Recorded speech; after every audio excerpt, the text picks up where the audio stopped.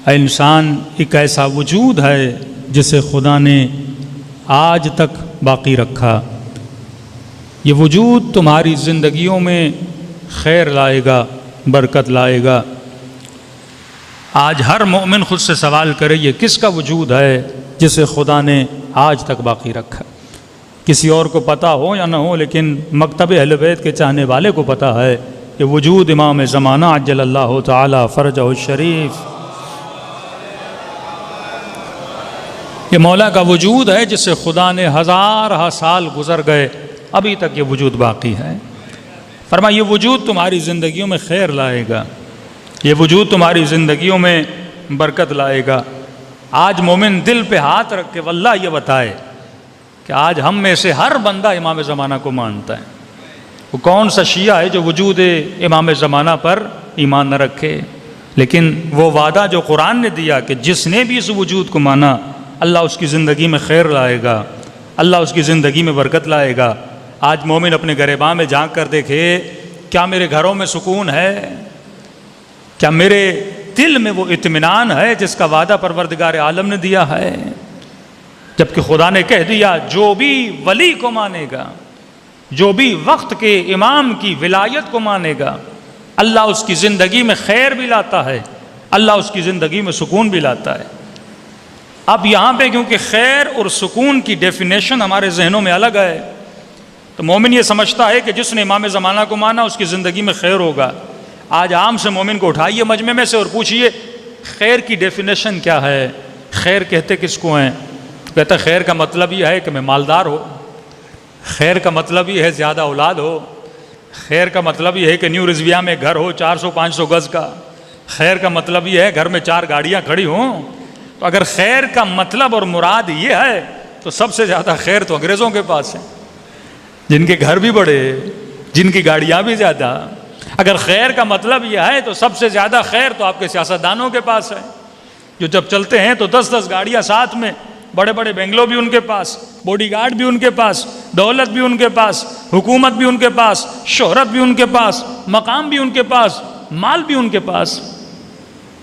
اور واللہ اگر خیر کا مطلب یہ ہوتا تو کیا کربلا میں جو امام حسین کا ساتھ دے رہے تھے کیا ان کی زندگی میں خیر نہیں تھا؟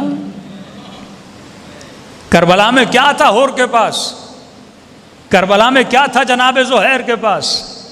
لیکن سوال یہ ہے، ایک طرف یہ بنگلو، یہ دولت، یہ مال، یہ باڈی گارڈ، یہ ساری چیزیں رکھنے کے بعد بھی وہ بندہ مطمئن نہیں ہے، اور ہور کربلا میں سب کچھ گوانے کے بعد بھی مطمئن کھڑا ہے۔ ہاں؟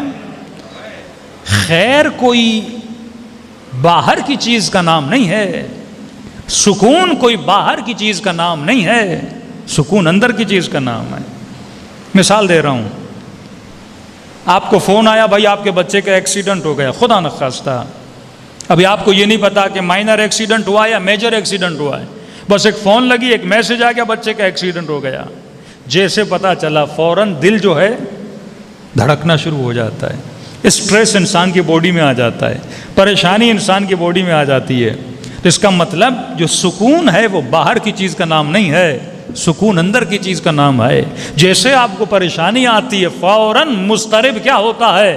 انسان کا دل مضطرب ہو جاتا ہے۔ پریشان کیا ہوتا ہے؟ انسان کا دل پریشان ہو جاتا ہے۔ اب آئیے کربلا کے میدان میں ساری چیزوں کے دیکھنے کے باوجود بھی امام حسین کا دل مطمئن ہے، اور بیٹے کو شہید کروا رہا ہے لیکن دل مطمئن ہے۔ میثم تمار کو درخت سے باندھا گیا ہے، ہاتھوں کو کاٹا گیا ہے، زبان کو کاٹا گیا ہے، آنکھوں کو نوچا گیا ہے، لیکن جناب میثم تمار کا دل مطمئن ہے۔ تو اصل سکون تب ملتا ہے جب بندے کا دل مطمئن ہو۔ اب سوال یہ ہے کہ میرے دل کو وہ کون سی چیز ہے جو مضطرب کرتی ہے؟ اگر میرے دل کو بیٹا مضطرب کر رہا ہے، اگر میرے دل کو بیوی مضطرب کر رہی ہے، اگر میرے دل کو گاڑی مضطرب کر رہی ہے، اس کا مطلب میرا دل امام سے بندھا ہوا نہیں ہے، میرا دل گاڑی سے بندھا ہوا ہے۔ اب گاڑی کو اسکریچ لگ گیا، گاڑی کا دروازہ ٹوٹ گیا، گاڑی کا ایکسیڈنٹ ہو گیا، فوراً دل کیا ہو جاتا ہے؟ دھڑکنا شروع ہو جاتا ہے۔ میرے دل کی کنجی بچے کے ساتھ بندھی ہوئی ہے، اللہ نے بچہ چھین لیا، میرا دل مضطرب ہو جاتا ہے۔ میرے دل کی جو محبت محبتیں ہیں وہ میرے گھر کے ساتھ جکڑی ہوئی ہیں. اچانک گھر گرا, سیلاب آ گیا, گھر کی دیوار گر گئی, بڑی محنت سے میں نے دیواریں بنائی, اس کا رنگ خراب ہو گیا, فوراً دل کیا ہو جاتا ہے؟